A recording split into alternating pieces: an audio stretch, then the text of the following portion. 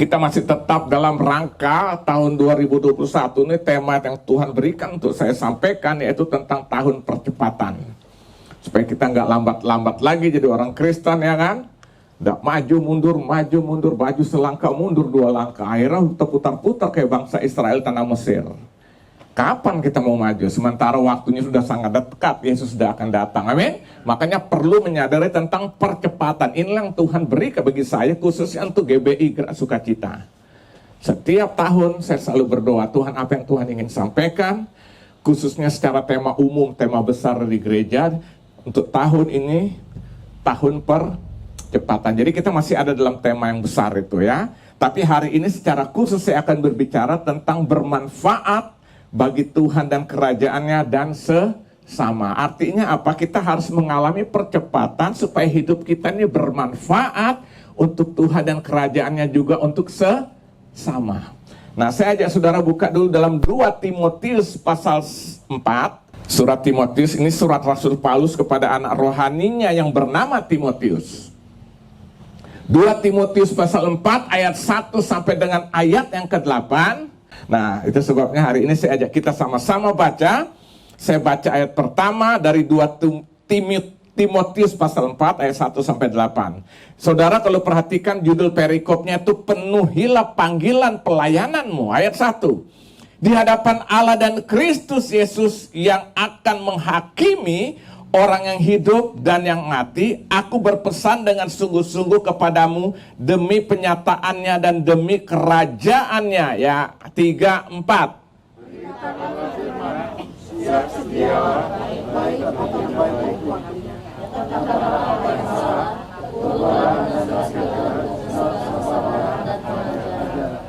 Udah sarapan belum tadi pagi?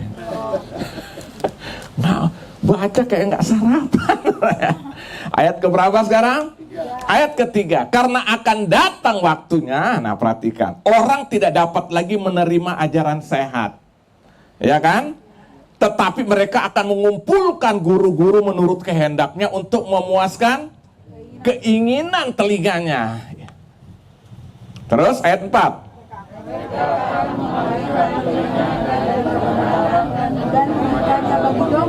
Lihat, saudara kalau perhatikan akhir-akhir zaman ini ada gereja-gereja yang menyampaikan firman itu hanya menjadi kayak motivator.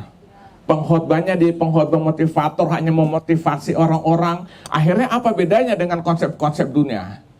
Ajaran-ajaran tuh hanya berbicara tentang berkat-berkat materi, kekayaan, ya kan, tapi tidak berani menyinggung tentang hidup benar, tentang dosa, nggak berani, saudara. Orang datang ke gereja hanya cari berkat supaya kalau saya tadi kurang kaya, tambah kaya, perusahaan satu jadi dua jadi tiga dan sebagainya, kan. Sama yang kedua apa? Supaya saya sakit, saya sembuh. Tidak salah saya mau katakan, di gereja ada mujizat, di bergereja ada berkat. Tapi perhatikan Yesus katakan dalam Matius 6 ayat 33, carilah dahulu kerajaan Allah dan segala kebenarannya, semuanya akan ditambahkan.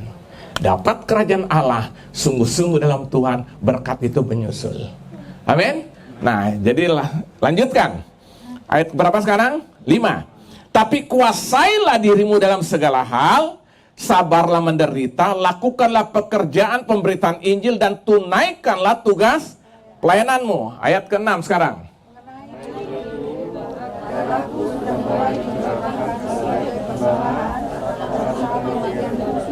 Ayat 7. Aku telah mengakhiri pertandingan yang baik, aku telah mencapai garis akhir, dan aku telah memelihara iman.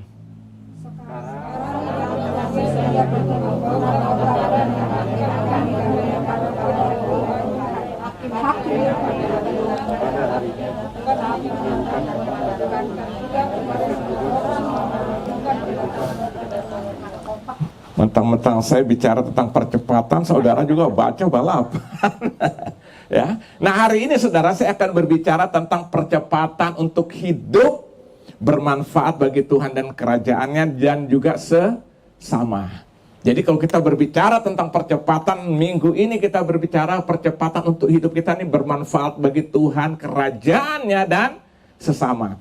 Nah, banyak orang Kristen itu hidupnya tidak bermanfaat sama sekali, saudara, ya kan? Baik untuk Tuhan dan sesama. Justru kadang-kadang kita bisa lihat mereka hidupnya justru menjadi seteru dari salib Kristus. Banyak nggak?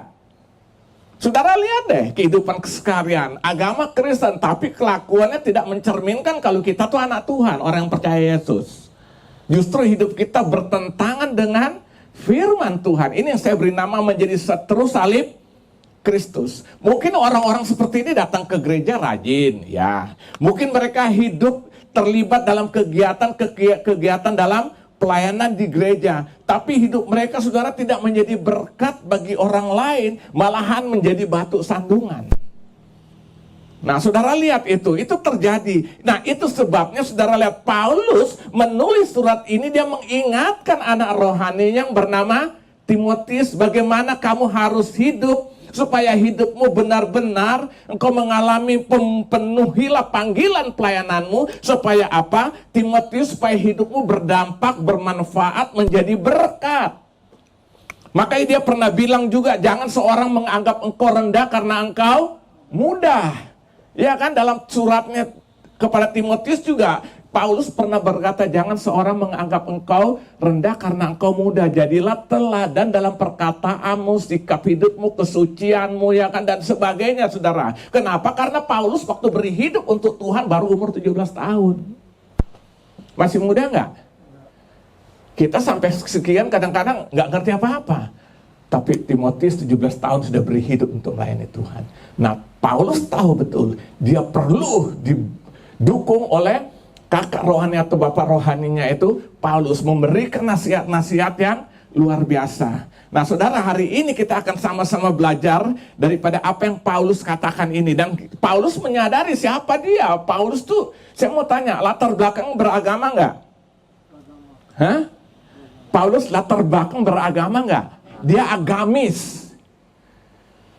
Dia seorang yang tamatan sekolah teologi pada zaman itu dari pendidikan Gamaliel, saudara. S1 kurang lebih pada zaman itu. Itulah Paulus.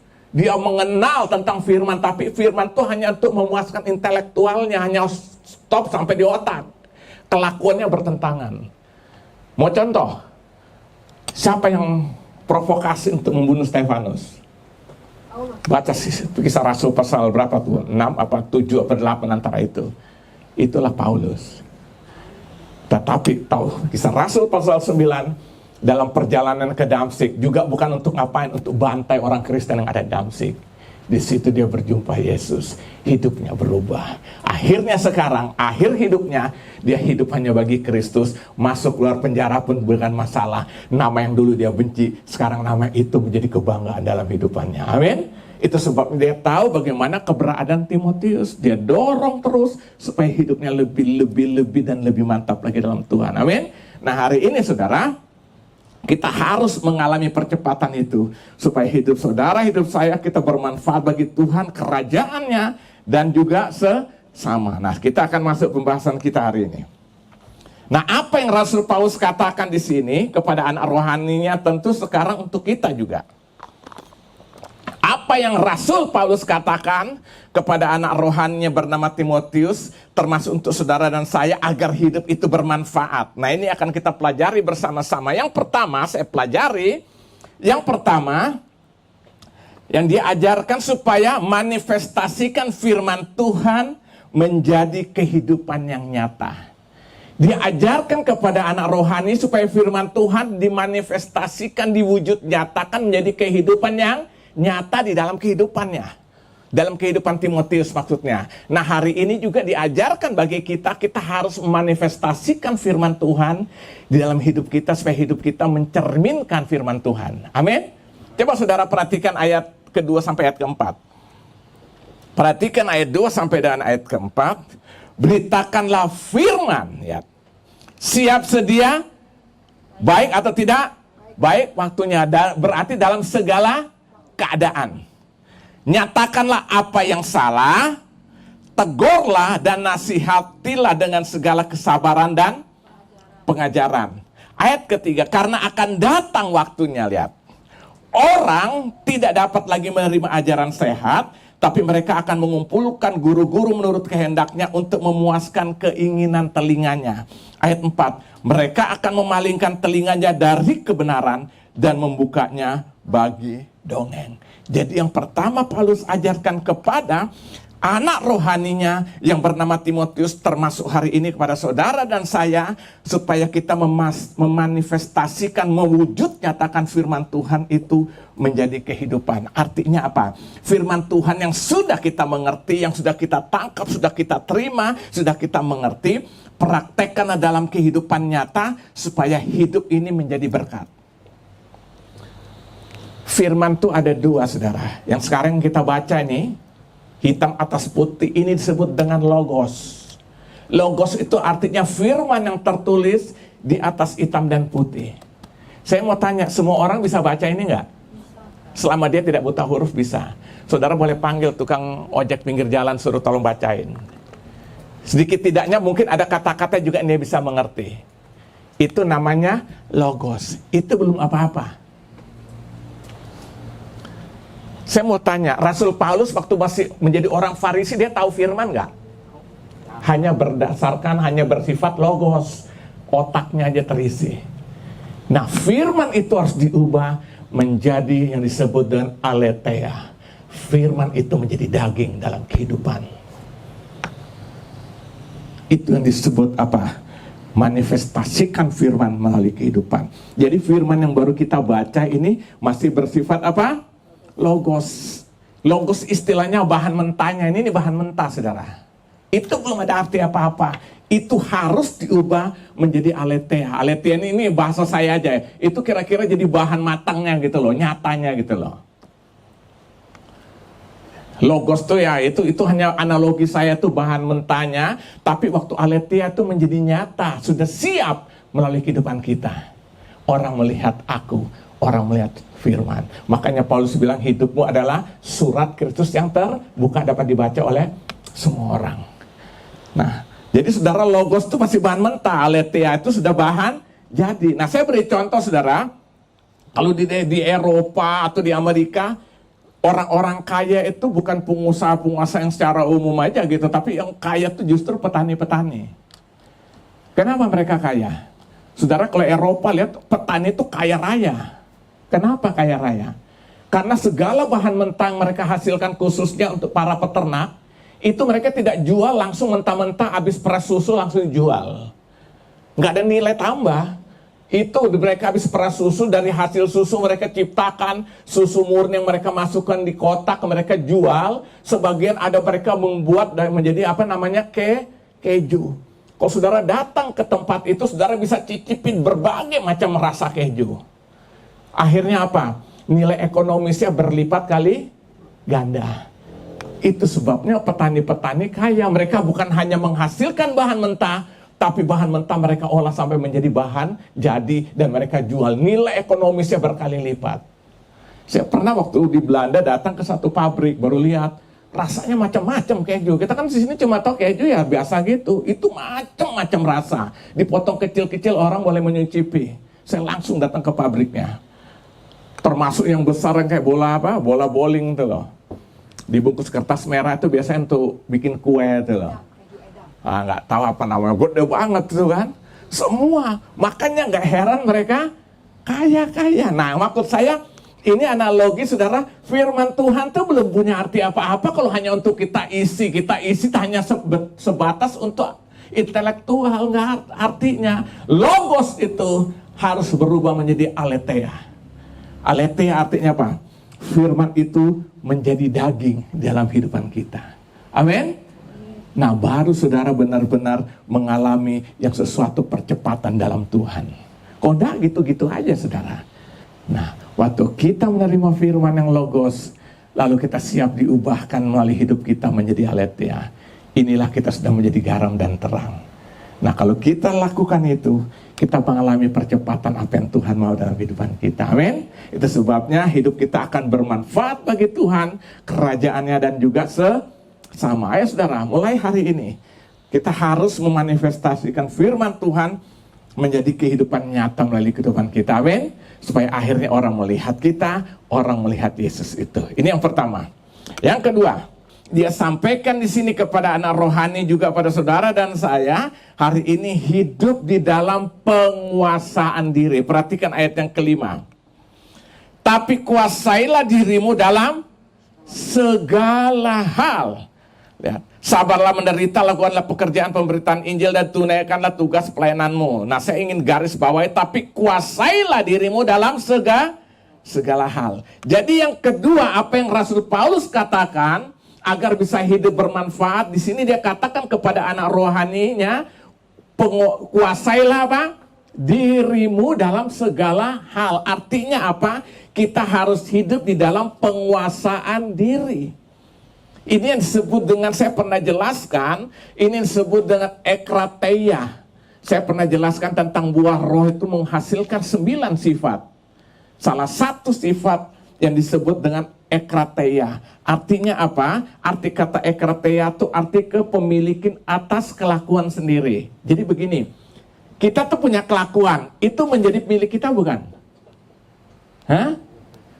Saya beri contoh, saudara punya kendaraan bermotor, saudara punya nggak buku kepemilikan?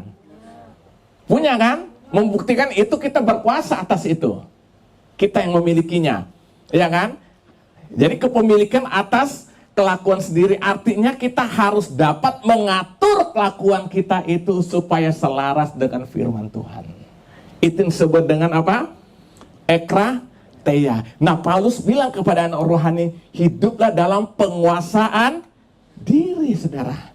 Jadi saudara, kita supaya bisa bermanfaat hidup kita, menjadi berkat bagi Tuhan, bagi kerajaannya dan sesama, kita harus hidup dalam penguasaan diri. Kita kendalikan diri kita dalam segala hal. Baru kita hidup bisa bermanfaat. Saya beri contoh begini, saudara.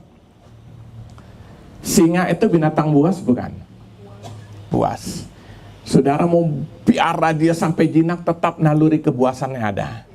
Tapi saya mau tanya, untuk orang majikan yang memelihara dia dari kecil, merawatnya, memberi makan, apalagi singa sampai dia menjadi singa jantan yang besar. Waktu dia ketemu majikannya, dia rangkulan nggak? Saudara pernah nonton nggak di televisi? Saya paling senang nonton Dunia Binatang itu. Itu bisa sampai dia loncat-loncat, sampai majikannya bisa guling-guling sama-sama singa jantan itu. Saya mau tanya, kebuasannya masih ada nggak? Nalurinya tetap. Kenapa dia tidak terekam? Dia menguasai dirinya.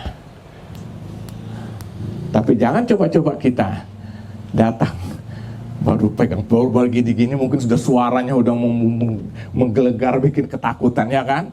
Tapi terhadap majikannya dia taklukkan dirinya. Ini yang disebut ekrateia, penguasaan diri.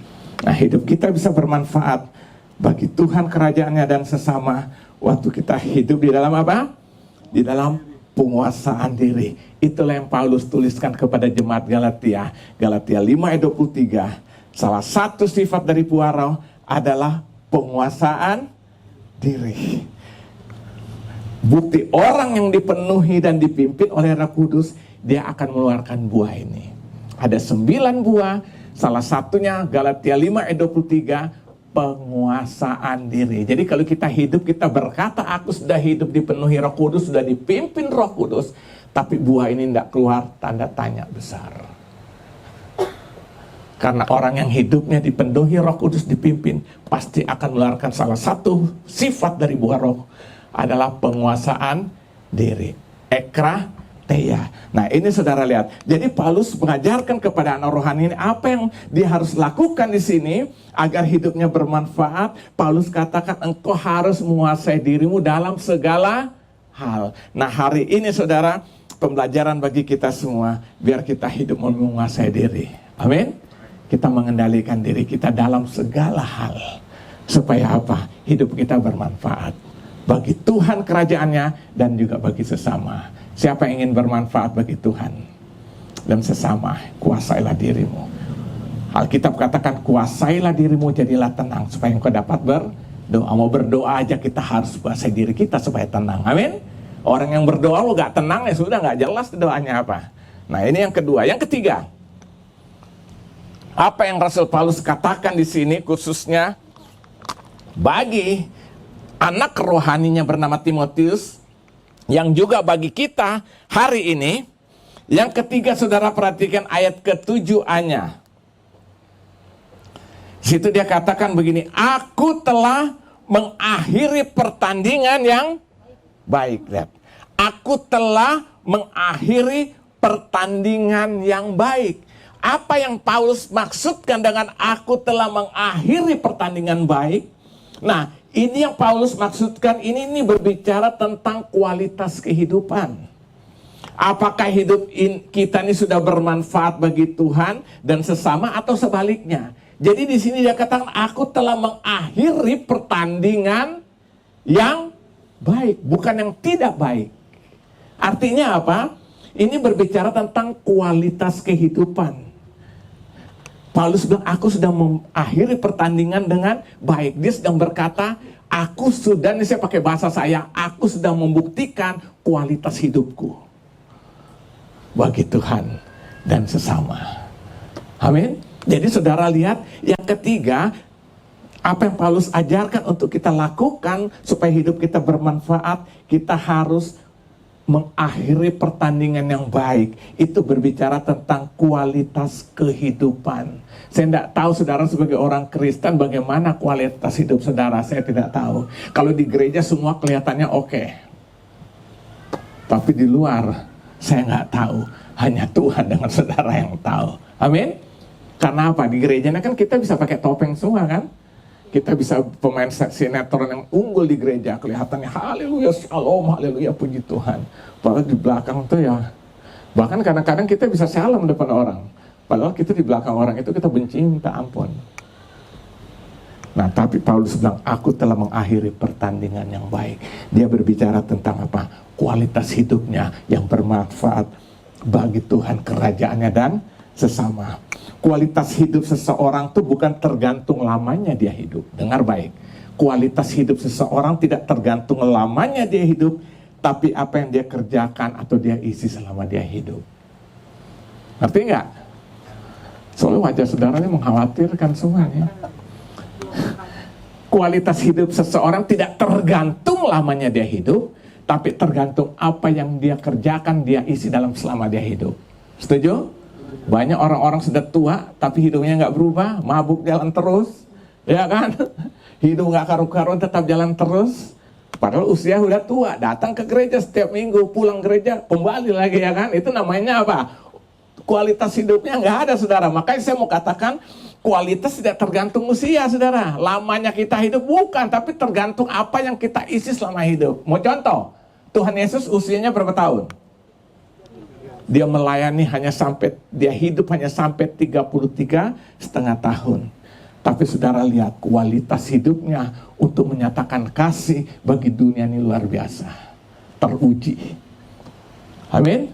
Makanya Mahatma Gandhi, salah satu tokoh nasional dari India, pernah berkata, saya baca dalam satu cerita, dia hampir pernah berkata begini, pantaslah Yesus itu disebut Tuhan. Karena dia bilang, saya coba pelajari, tidak ada satu kecacatan pun yang dilakukan oleh Tuhan Yesus. Bagaimana kasihnya, bagaimana moral kehidupannya dia nyatakan. Makanya pantaslah Tuhan Yesus disebut Tuhan. Tapi pertanyaannya, sampai akhir hidup Mahatma Gandhi jadi orang Kristen nggak? Kenapa? Waktu negara mereka dijajah oleh negara Inggris, notabene negara Kristen. Tapi dia tidak melihat buah itu terpancar dari penjajah-penjajah itu. Itu membuat hatinya tertutup untuk Tuhan Yesus. Kalau lihat Tuhan Yesusnya, dia bilang pantaslah disebut Tuhan, tidak ada cacat celahnya. Tapi lihat pengikut-pengikutnya tidak menjadi berkat. Hati-hati saudara, dan kehidupan kita kadang-kadang bisa seperti itu. Kita bilang Yesus hebat, Yesus luar biasa, ya kan? Tapi hidup kita tidak mencerminkan Yesus yang hebat dalam kehidupan kita. Makanya saya mau katakan saudara ya, kualitas hidup bukan tergantung lamanya hidup, tapi tergantung apa yang kita kerjakan selama kita hidup. Menjadi tua itu pasti, tapi menjadi dewasa dalam Tuhan itu pilihan dan keputusan.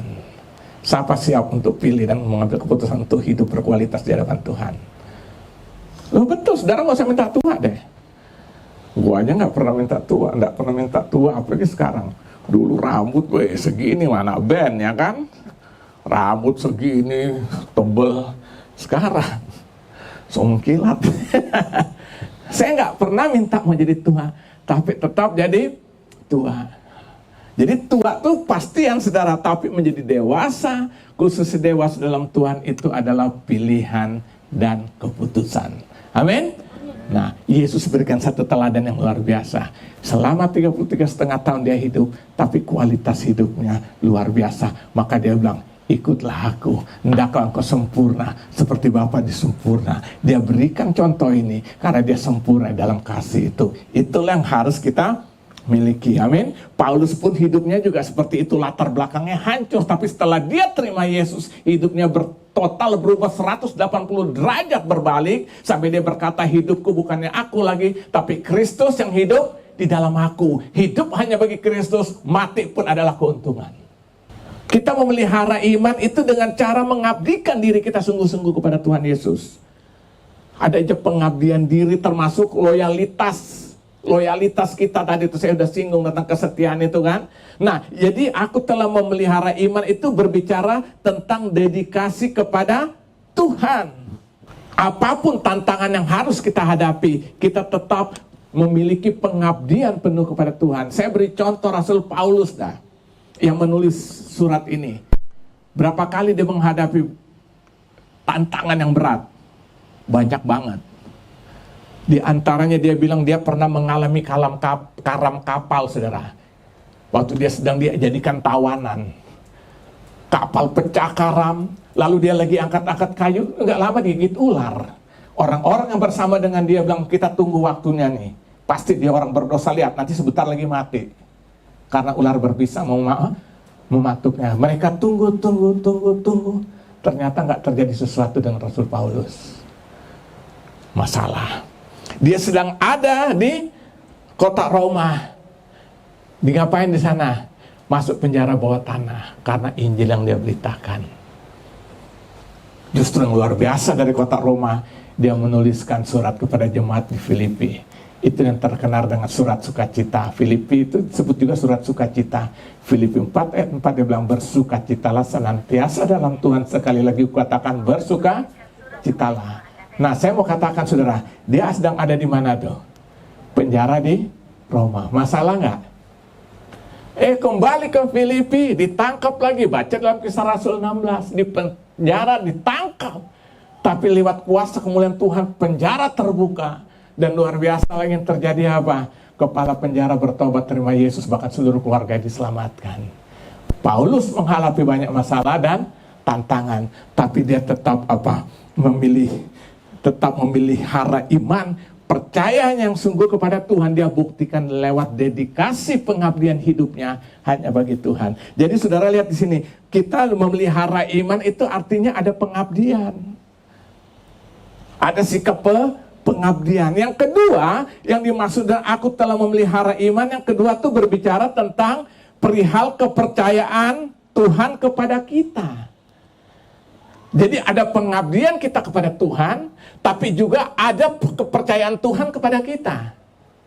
Maka saya bilang orang percaya, orang beriman itu bukan hanya cukup percaya. Kan kita sering terima Yesus sebagai Tuhan dan Juru Selamat, aku udah percaya. Lalu kita pikir selesai sampai itu. Tidak. Itu baru langkah awal. Setelah kita percaya, kita harus meningkat naik menjadi orang dipercaya Tuhan. Lebih tinggi lagi menjadi orang kepercayaan Tuhan. Dasar enggak kalau sudah jadi kepercayaan Tuhan. Seringkali jujur saya katakan, kita ikut Tuhan hanya pikir berkat-berkat, tapi justru semakin tidak diberkati. Kenapa? Tuhan bilang tipe gini mau berkati, sekarang aja udah lagunya minta ampun. Gua berkati, sombongnya minta ampun. Benar nggak?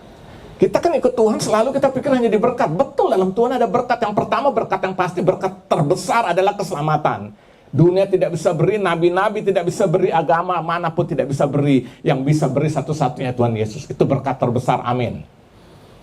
Nah, selanjutnya berkat-berkat yang lain itu menyusul. Tapi Tuhan akan berikan itu kalau dia lihat orang ini sudah bisa dipercaya. Bahkan meningkat sampai menjadi kepercayaan Tuhan to the best. Maka Yesus bilang, carilah dahulu kerajaan Allah dan segala kebenarannya. Semua ditambahkan. Kita seringkali balik, semua ditambahkan dulu, baru cari kerajaan, saudara akan ketemu.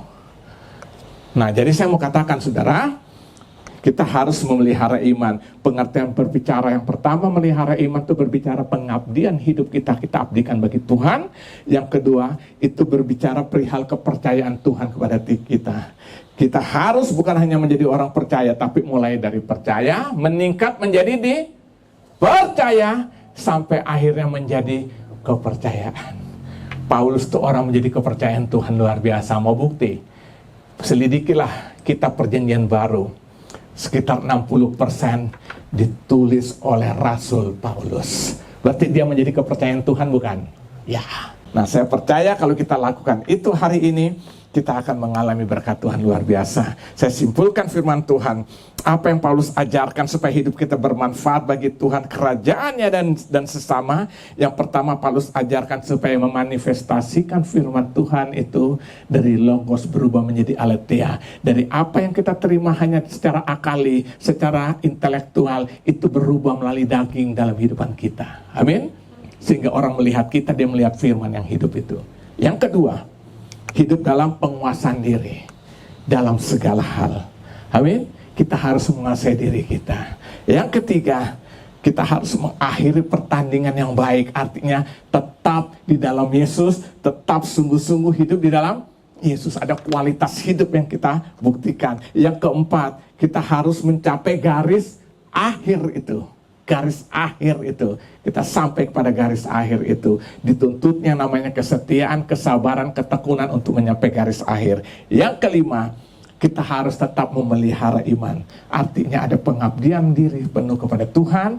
Dan akhirnya yang kedua, karena iman kita pelihara, akhir kepercayaan Tuhan berikan dalam kehidupan kita. Apa saja yang dia bisa percayakan, kita kelola dengan baik untuk kemuliaan bagi namanya. Amin. Dan terakhir apa? Kita akan menerima mahkota kebenaran yang tersedia pada masa kekekalan nanti. Amin.